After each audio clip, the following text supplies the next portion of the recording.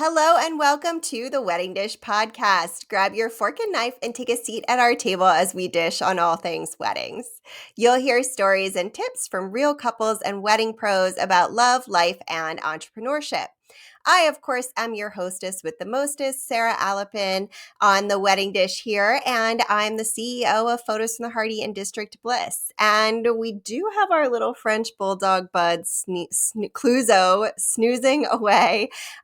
He has had a rough week. He felt entitled to be part of the big bed last night, and he was excommunicated and not welcome. He tries to sneak in there and sleep, and there's not enough room for his big personality. Anyway, let's get to the wedding dish. Today, we are talking with a relationship coach and marriage strategist who teaches couples how to create more peace, love, joy, and connection in their marriage and family. The human behind Jeanell Green Coaching and Consulting. Jeanell, thank you so much for being with me on the wedding dish today. I'm super excited to be with you, Sarah. Thanks for having me. I am so excited to have you here. I had a ton of fun catching up with you before we started recording, so I am very excited to dive into content here. Me too. Me too. All right, let's do it. So, I know you have a unique perspective on marriage and relationships, and that the part of that really starts with your own personal story. Can you tell us a little bit about how you met your husband and created a loving, incredibly happy marriage with your partner of 17 years? Yeah, absolutely. I love telling my story. So we actually met over the phone. When I met him, we had worked for the same company. I live in Vancouver, which is on the West Coast. He was living in Toronto, which is on the East, in the East. And I used to have to call this 1-800 phone number to get help for work. So I was a sales rep and he was in customer service.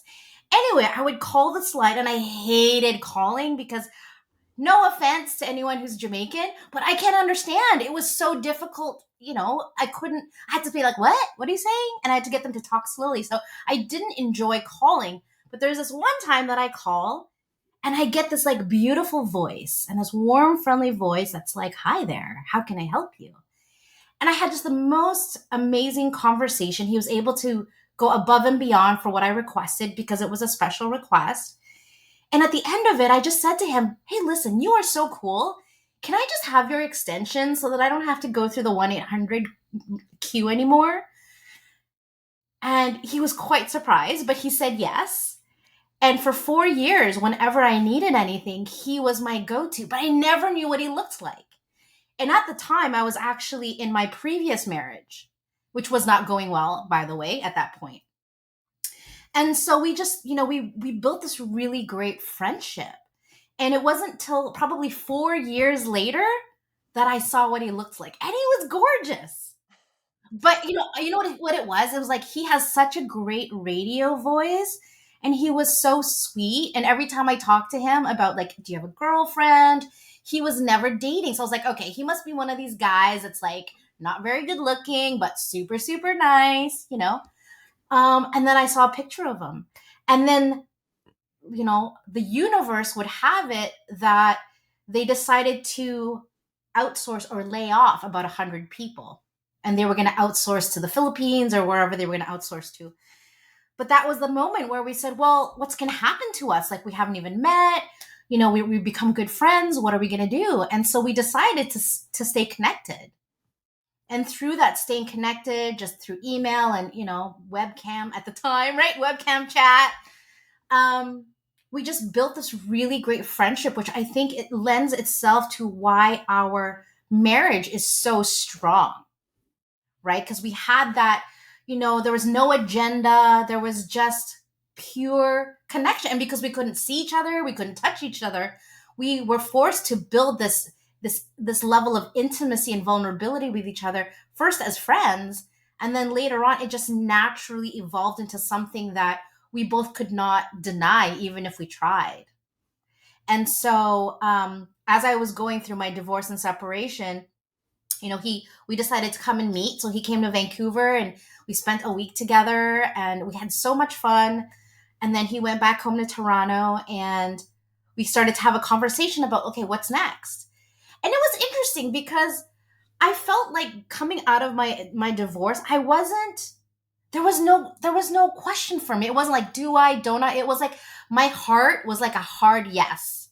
And I remember people saying to me, Jeanell, like, you should slow down, not get into a new relationship. My mom mostly, but I felt like I had nothing to mourn. I felt it was way over, way before it was even over. And I just wanted to be happy. And so I guess maybe that's the first thing I want to say is, you want to be smart about it, but also you got to listen to your heart and really do what our heart tells us. I think too many times we listen to our brain, to what other people say we should do, and then we're miserable and we spend our entire lives being miserable when we knew what there was to do. And sometimes that thing that we need to do is not going to make everyone else happy, and it's going to probably piss off a lot of people, but you got to do you, girl, right? Like at the end of the day. And I'm so, so glad that I made that decision. But also, I would say that going through my divorce and being in that kind of crappy relationship and then being exposed to the one I have now has given me so much appreciation for what I have. Because I don't think I would have appreciated my husband because my husband's a good guy. And I think in the past, I would have been like, meh, good guys are boring. But until I went through that experience, got burned, really lost myself in that relationship, and then it ended up just, getting up, kicking open the door and saying, screw it, this is the life I want, see you later, and just moving forward. 17 years later, here I am in the most beautiful, honest, playful, sexy, passionate, I am just so in love with this man. Like he is my playmate. And to your point, we're talking about marriage being hard. Our marriage is not hard whatsoever, at all. And there's moments when I say to my husband, in bed, I say, baby, thank you for loving me so much. And his response is always, it is so easy to love you. How can I not love you? It's so easy. And that's what I want for everybody on this planet. And we can have that if we just get out of our own way. I love that. I'm not convinced this isn't a rom-com either, at least in the making. Everyone out there, this is registered trademark to Jeanell. We'll know if you steal it. No, I'm just kidding. But that is the cutest story. That's so sweet. And I couldn't agree more. You hear all the time, you hear people say things like, well, marriage is a lot of work and marriage is really hard. And these things that I'm kind of, I've never experienced, I'm kind of still waiting for that. Mm, Like, does it get hard? When does it get hard? Why does it get hard? And does mm. it have to be hard? Yes. Um, Yes. I love, so and you, we can talk about that today if that's what you want, where yeah, you want to go in the let, conversation. let's talk about it. Tell me, I Yeah. have these questions. Yeah.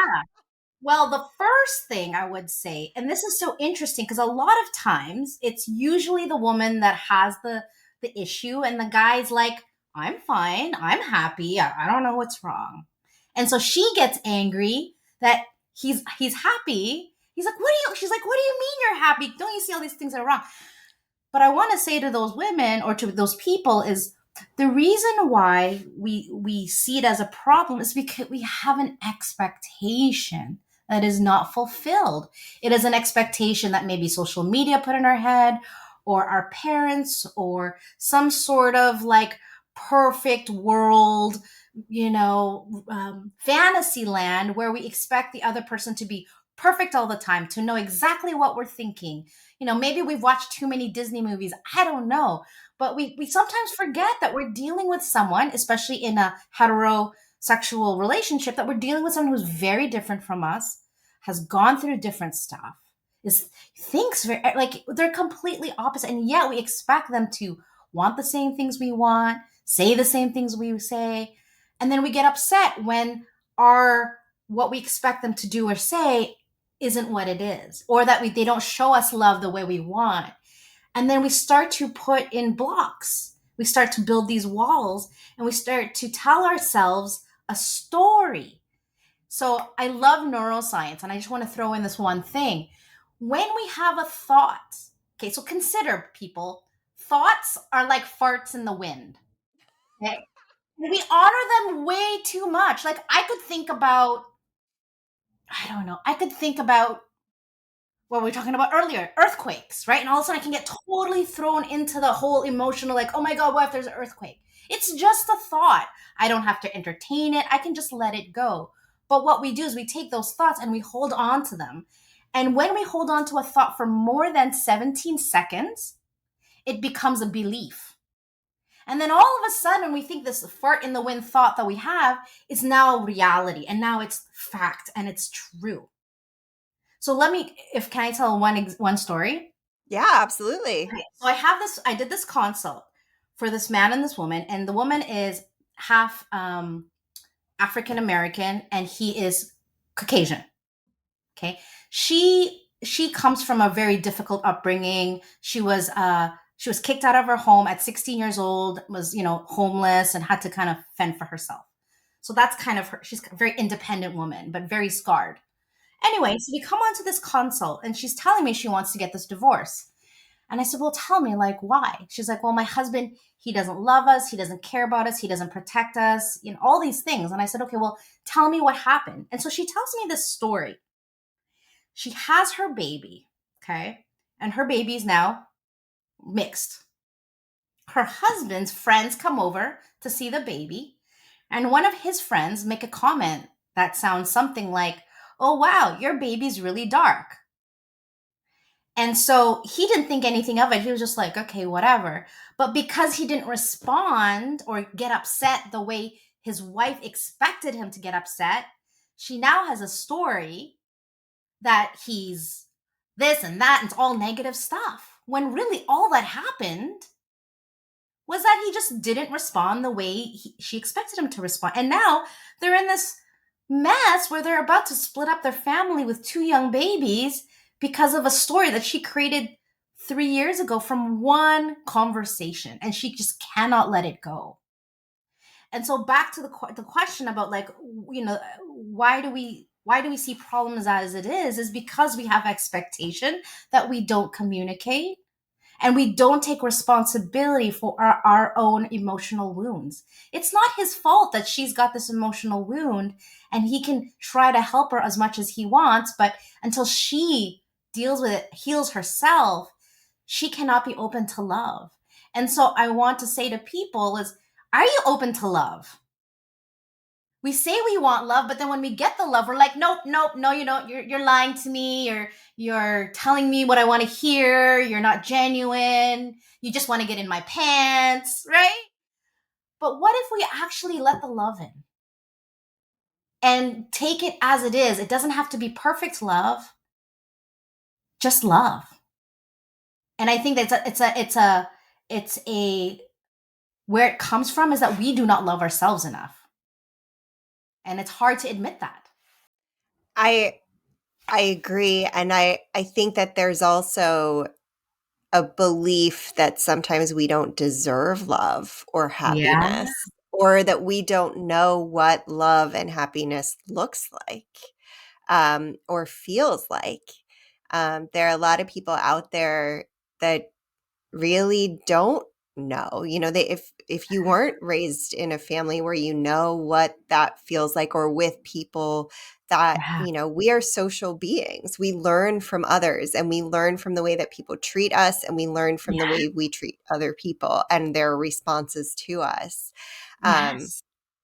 and I have Yeah. I have a very good friend who is just absolutely convinced that everyone fights behind closed doors all the time and just Mm. doesn't admit it.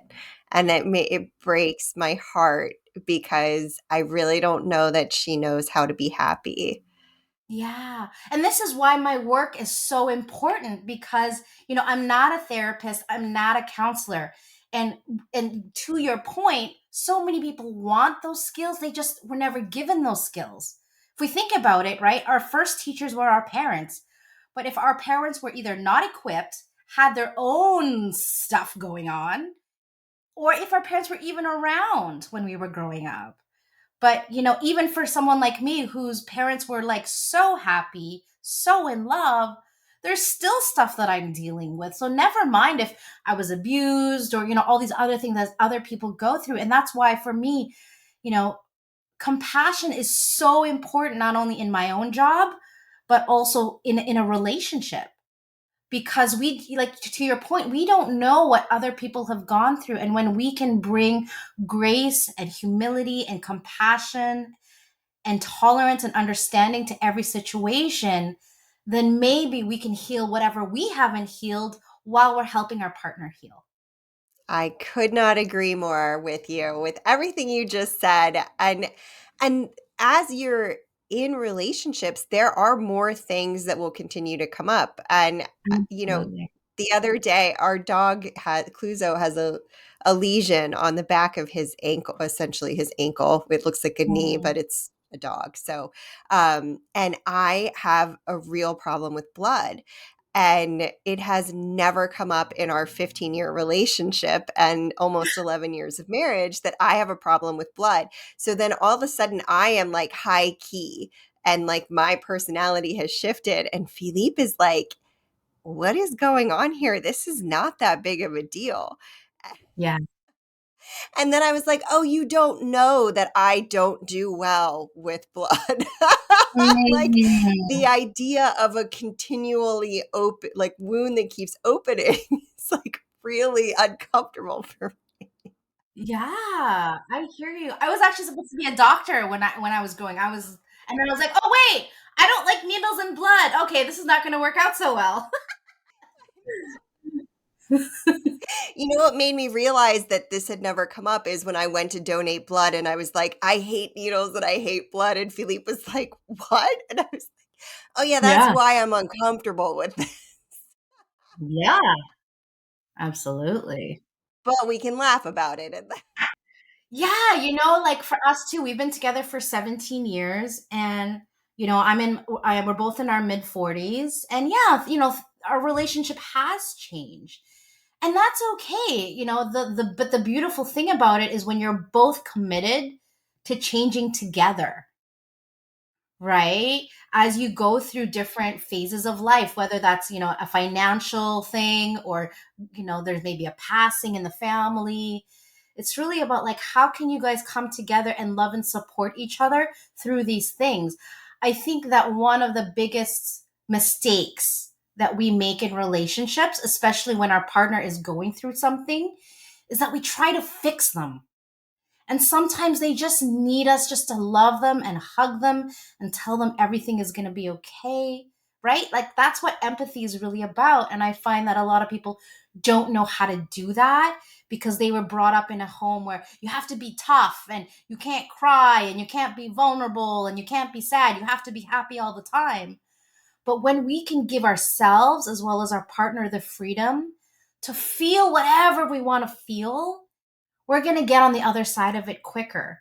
But when we resist it, like it shouldn't be this way, they shouldn't be this way, they shouldn't feel this way, that's where the angst and the frustration and the stress, all that resistance is that.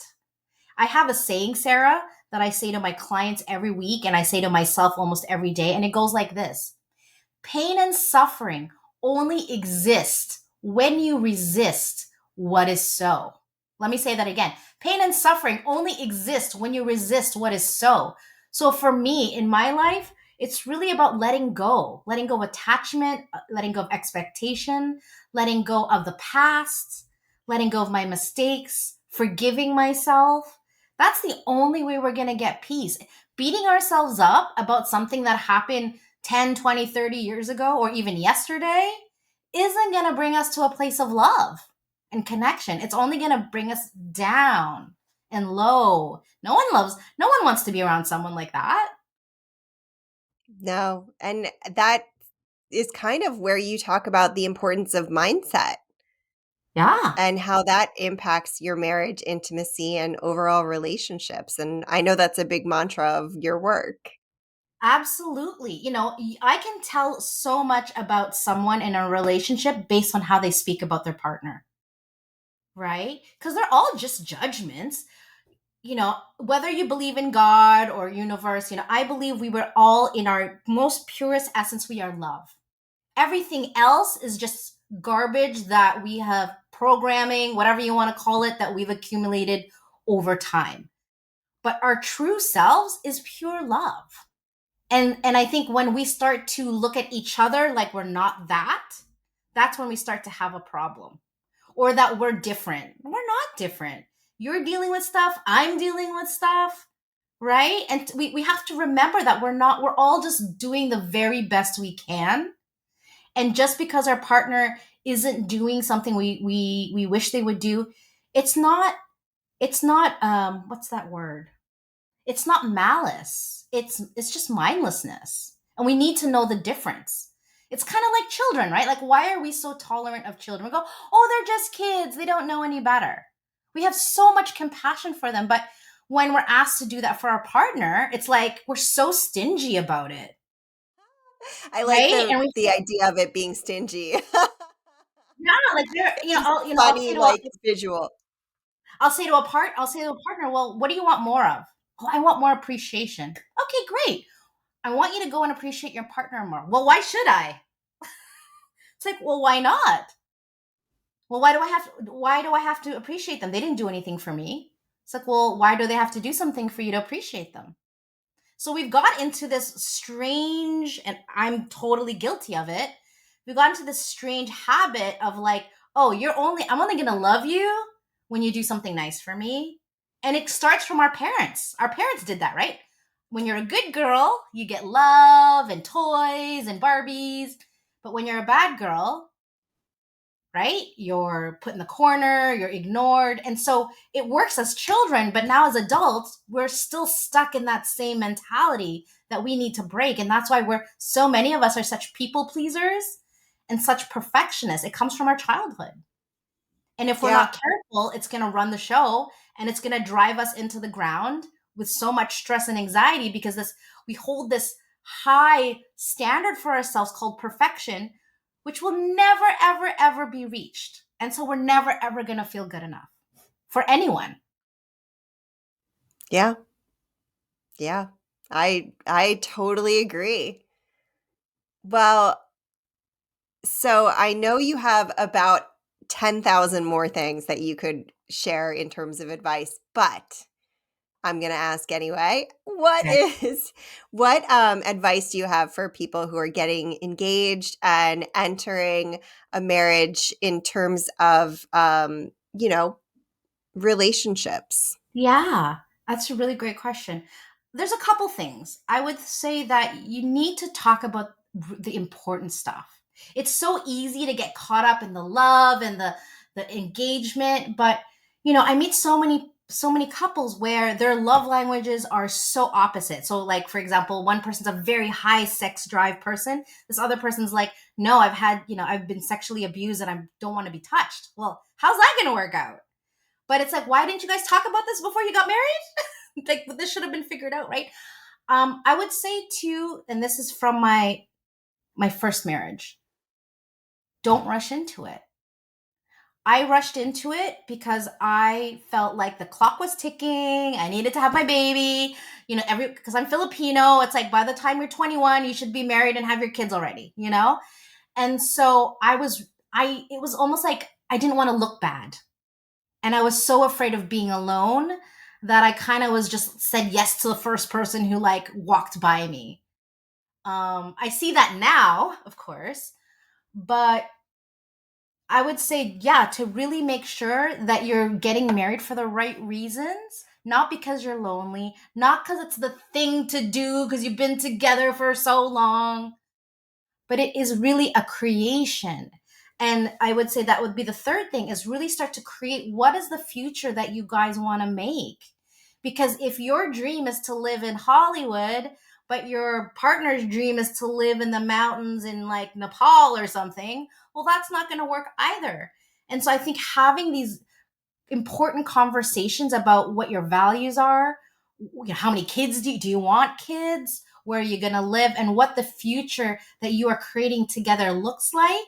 If all of that is in alignment, then I think that the chances are so much better. But when I meet couples, there are these immediate red flags that I see that I'm like, this should have been dealt with before you guys even got married. But they just were like, oh, well, we got pregnant, so we just got married, or we just didn't talk about these things. And then now that they're married, now they're talking about it, but that's a little bit too late, in my opinion. Yeah, I mean, it's easier to fix something before it becomes a problem. Yeah, absolutely. Absolutely. And I think the second thing I would say is show up. Show up. I think it's so easy to check out when you have kids and you have a job and all these things happening. You make your relationship the last thing on the list. And for some couples that works, but when there's one person that feels really neglected and abandoned, that is a big problem. And so I say show up. Like my husband, we've especially through COVID, we've tried to get really creative on things to do that are fun, right? And he's always game. Even if it's not really his thing, if he knows I want to do it, he's game. And I think that's what partnership is really about, is really give and take, not just what I want, like let's just do it the way I want it, but really like let's take turns. Because then now you're filling up each other's love tank. And that's the other thing. Know each other's love language. That's really important too. Right? Yeah. Yeah, I totally agree. I totally agree. Yeah. And then the last thing I would say is really try your best to stay away from the blame game and to really create a positive environment. Because, like, imagine if all you hear is criticism and what you're not doing well, and, feeling like you're being criticized, ostracized, whatever you want to call it. How are you going to bring more love and connection into that? You have to create it, right? And you have to be responsible for that. And I think it's just, again, a lot of times we have such high expectations of ourselves that we put that on other people, and that's not fair. And I believe in agreements rather than expectations. So if you have an expectation, go tell your partner, I have this expectation of you. And now they know. And then they can choose to say, yes, I agree, or no, I disagree. But it's a conversation rather than an expectation. Yes, a silent expectation that is now not being met and stacking bricks between the two of you. Right, right. And if we don't have the tools to be able to communicate in a way that doesn't trigger our partner or doesn't create defensiveness, now we start this icky, nasty, sort of vicious cycle of blame and shame and guilt, and it just doesn't go well. And so me and my husband have really tried hard not to play the blame game. Even if something has gone wrong, we take responsibility, and he's my I partner through and through. Yeah, you're on a team. And to go back to what you were saying about, things we should learn from childhood or unlearn from childhood, treating people the way you want to be treated is one of the things that you should take with you into adulthood. Absolutely. Be the change you wish to see. If you Yeah, want more love, give more love. If you want more appreciation, give more appreciation. If you don't know how to forgive your partner, that means you haven't learned forgiveness for yourself. So go inwards. I know it's so easy to point the finger out into the world and look for the problem out there, but your inner world creates your outer world. So you got to start there, not the other way around.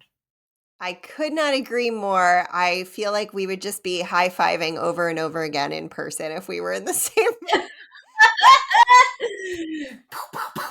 Yeah, fist pump, fist pump. Absolutely. All the high fives. Yes, girl. Uh-huh. Well, Jeanell, thank you so much for sharing so much wonderful insight and advice with the wedding dish today. Where can people find you online? Absolutely. Yeah, they can find me on my website at www.saveourmarriage.ca.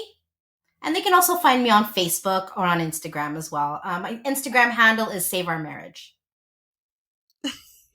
I was telling her right before we started recording that this question trips up almost all of my guests because you're in this like deep mentality, like Yeah. you're digging deep into your expertise, and then it's like the easiest question. It's like your birthday, and then you Yeah. can't remember what your birthday. Yeah. I hear you. I hear you. Well, make sure you check out saveourmarriage.ca and you can find her on Instagram and social media over at Save Our Marriage. And while you're there, you can find The Wedding Dish at The Wedding Dish Podcast and theweddingdishpodcast.com. We will, of course, link out to Jeanell on our show notes and in the description. So it'll be super easy for you all to find her, give her a follow, check her out. I highly recommend you take a little bit of time to catch up with her because she's just delightful and so smart and lovely. And don't forget to tune in next week. We have another amazing guest coming up. I'm very excited. And give us a follow, rate, and review on your favorite podcasting app if you like the show. Jeanell, thank you so much for being here. This was such a delight. I really appreciate you sharing your expertise. Thank you, Sarah. It was a lot of fun. Thanks for having me. Have a wonderful rest of the day. Thank you for being here. And until next time, cheers.